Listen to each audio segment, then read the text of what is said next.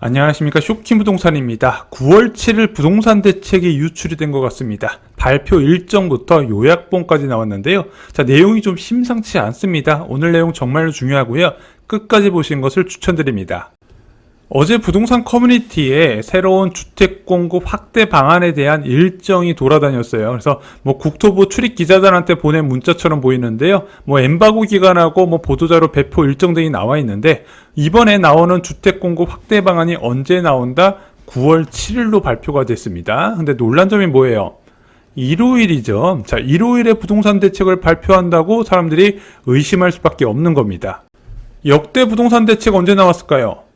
문재인 정부 시절에 8.2 부동산 대책 수요일, 9.13 대책 목요일, 12.16 대책 월요일, 6.17 대책 수요일, 7.10 부동산 대책 금요일날 나왔고, 3.19 대책은 수요일, 6.27 대책은 금요일날 나왔습니다. 자, 공급 대책도 똑같아요. 수요일 아니면 목요일날, 보통 한국 부동산은 통계 나오는 전후로 발표가 됐다는 거죠. 일요일에 부동산 대책을 발표한다고? 지금까지 단 한 번도 이런 적이 없는데 뭐가 있나? 여기서 두 가지 추측이 생기는 거예요. 첫 번째 추측, 무리하게 일정을 맞춘 것이다. 그동안 국토교통부 장관은 부동산 공급 대책이 늦어도 9월 초에는 발표될 거라고 강조를 했어요. 자, 국토교통부 장관이 9월 초에 나온다고 했는데 요즘 깜깜무소식입니다. 제가 볼 때는 부처 간의 협의가 지연이 돼서 일주일 동안 막판 조율을 하고 일요일에 한꺼번에 발표해서 9월 7일이면 그래도 9월 초에 포함되지 않냐, 좀 이런 모양새를 갖추려고 일요일에 발표하는 것이다. 이런 시각도 있고요. 두 번째는 수요 억제책이 포함돼서 그렇다는 시각이에요. 자, 6.27 부동산 대책 나왔을 때 얘가 금요일날 발표가 됐단 말입니다. 그리고 오전 10시부터 보도자료가 유출이 됐어요. 자, 그러다 보니까 이 부동산 대책 적용 시점이 6월 28일부터거든요. 당연히 6월 27일날 가계약금을 넣은 매매 계약자들이 앞당겨서 27일날 본계약을 체결했고요. 조건부 전세자금 대출의 규제를 피하기 위해서 임대차 계약도 앞당겨서 계약을 해요. 비대면 신용대출은 당연히 급등을 했죠. 강력한 수요 억제책을 만들고 퇴로를 차단하는 거 아닌가? 자, 아시다시피 일요일은 부동산에서 쉬는 날입니다. 자, 그래서 무엇이 이슈가 있을 때 달려갈 수가 없어요. 혹시 9월 7일날 대책 발표하고 9월 8일부터 적용해서 그 기존에 계약했던 사람들 보호를 못 받게 하려는 생각인가? 지금 이런 축축도 나오고 있어요. 다만 부동산 규제라는 게 그냥 시도 때도 나올 수 있는 게 아니라 이게 명분이 있어야 되거든요. 이 수요 억제책은. 근데 지난 목요일날 발표된 한국부동산 통계에서 서울 주간 상승률은 0.08%였어요. 경기도는 0.00%, 인천은 마이너스 0.04%를 기록했습니다. 통계상으로 보면 굉장히 집값이 안정된 흐름을 보이고 있어요. 아니, 지금 고가 아파트 지역 집값 오르고 있지 않나요? 이게 일부 대장 아파트하고 인기 지역 중심의 호가 상승세가 나타나고 있어요. 모든 단지들이 체감하기 어려운 상황, 이것이 실제 통계에 반영되려면 1개월에서 2개월 정도 소요가 되고, 보통 이럴 때 수요 억제책을 꺼내들기는 어렵다 말씀을 드려요. 아파트 거래량도 마찬가지거든요. 자, 지금 8월 아파트 거래량 추세 보면은 7월과 비슷한 추세가 되고 있어요. 물론 8월 말부터 증가 추세는 나왔지만요. 정부라는 곳이 그렇게 미리 앞서서 대응하지는 않거든요. 그래서 수요 억제책을 내놓고 그것도 1월날 내놓고 퇴로를 차단시킬 정도의 지금 시장이 과열인가? 좀 그렇게 보기도 어려운 부분이 있죠. 하지만 다음날 공개된 부동산 대책 요약본을 보고 조금 생각이 달라졌어요. 좀 이거와 관련해서 말씀을 드려보겠습니다. 먼저 공급 대책 관련해서 체크할 게 있습니다. 두 가지가 이제 눈에 띄었어요. 첫 번째는 LH 직접 시행을 통한 주택 공급 활성화 방안. 그래서 원래 3기 신도시는 절반 가까이가 민영주택이고, 민영주택에서 공급이 나오기 위해서는 LH에서 민간주택 용지를 매각을 해야 되거든요. 자, 그런데 이렇게 하지 않고 공공시행으로 전환한다는 겁니다. 자, 근데 이번 대책에서 자세히 살펴봐야 되는 게, 이게 공공분양 형태로 빠르게 쏟아지면 괜찮은데 공공 분양이 아니라 임대주택이나 공공자가주택 형태로 공급될까봐 그게 우려된다고 말씀을 드렸죠. 이번 공급대책 보면 어느 정도 윤곽이 드러날 겁니다. 두 번째는 비주택용지 용도 전환 정례화입니다. 지금 2기 신도시도 그렇고 3기 신도시의 자정용지 비율이 굉장히 높거든요. 이게 뭐냐면 지식산업센터 들어가는 건데 수요도 없는데 너무 많이 지정해놨어요. 이것을 주택으로 전환해서 공급하는 방안이 아마 이번에 포함될 것으로 보여집니다. 솔직히 당장 시장에 영향을 주는 거는 공급 정책보다는 이제 수요 억제 정책이에요. 5번에 이게 포함이 되어 있었는데 그대로 읽어드리면은 주택시장 수요관리 내실화입니다. 그래서 토지거래 허가구역 내실화, 수요 측면 추가대출 규제에 운영된 내용이 포함됐어요. 이게 결국엔 무엇이냐? 수요 억제책이고요. 수요 억제책은 쉽게 말씀드리면 규제죠.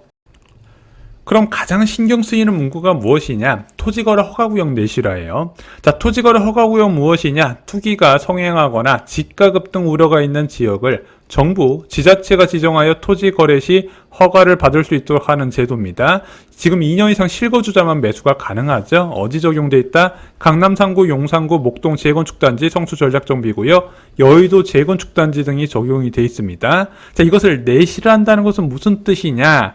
제가 볼 때는 형식적으로 운영되던 제도를 실질적으로 강화하고 실효성 있게 적용한다. 좀 이렇게 해석을 저는 하고 있다는 거죠.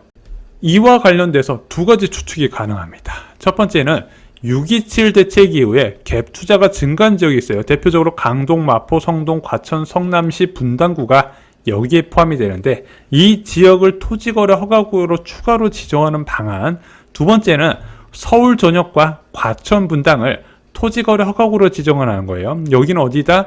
문재인 정부 시절의 첫 강력한 부동산 대책이었던 파리 부동산 대책 때 조정 대상 지역에 포함됐던 범위거든요. 이런 식으로 넓혀서 지정하는 거 아니냐? 지금 이런 추측도 가능합니다. 왜냐하면 6억 대출 제한 이후에 사람들이 어떻게든 서울에 갭 투자하려고 계속 수요가 몰려든단 말입니다. 아마 서울시하고 정부가 좀 관심 있게 지켜봤으면 이런 움직임을 포착할 수 있었을 거예요. 그래서 그와 관련된 추측도 가능하지 않나 생각이 듭니다. 두 번째는 토지거래 허가구역 제도 개편입니다. 현재 서울시의 지정권자는 서울시장이거든요. 자, 부동산 거래 신고 등에 관한 법률에서 제가 알기로는 서울시에서 지정 권한이 있는 것으로 알고 있는데 아시다시피 오세훈 서울시장이 올해 서울시의 토지거래 허가구역을 일부 풀었다가 이제 뭐 오세공이라 해가지고 굉장히 많은 정치적 부담을 떠안았었죠. 자, 그 이후에 오세훈 서울시장은 토지거래 허가구역에서 거의 이야기를 안 하고 있어요. 3월 대책 발표 때도 과열되면은 지정하겠다. 6월 때도 뭐 과열되면 지정하겠다. 지금까지 전혀 건들고 있지 않거든요. 솔직히 이게 지정한다고 해도 집값 안정에 직접적으로 영향을 주지 않는 상황에서 이게 또 풀려 그러면 집값 과열에 불씨가 되다 보니까 차라리 안 건드리는 게 낫다. 이게 오세훈 서울시장의 생각인 것 같은데 혹시 이것을 국토부가 권한을 가져오려고 그러냐? 지금 이런 추측도 가능하다는 겁니다. 다음은 수요 측면 추가 대출 규제 운용 살펴보겠습니다. 자, 6.27 대책의 핵심은 6억 이상 대출 제한과 주택담보대출을 받은 차주의 실거주 의무 부여였습니다. 그래서 6억에서 12억 아파트 거래가 여전히 활발해요. 왜? 6억 대출까지는 문제가 되지 않으니까. 문제는 여기서만 올라가면 상관없는데 이거 판 사람이 어딜 간다? 고가 아파트 갭 투자로 들어가는 거예요. 예전에는 대출 받아서 갈아타기로 갔다면 이제 대출이 원하는 만큼 안 나오네? 그럼 나 투자할래 해서 비싼 아파트 규제가 적용되지 않는 곳 찾아가 계속 사가는 게 현재 시장 과열의 주 원인 중 하나거든요.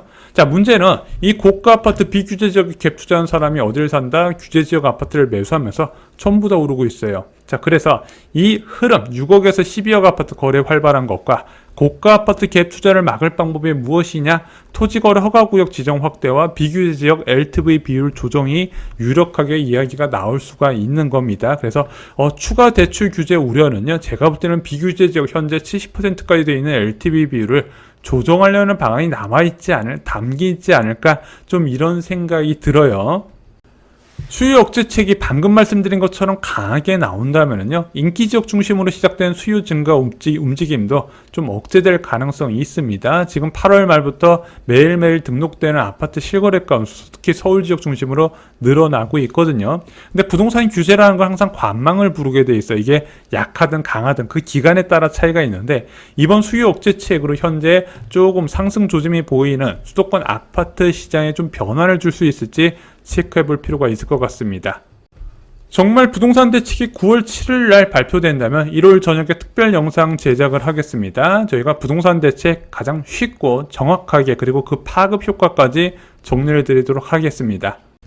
오늘 준비한 소식은 여기까지입니다. 오늘 영상 도움이 되셨나요? 도움이 되셨다면 구독과 좋아요 부탁드립니다. 감사합니다.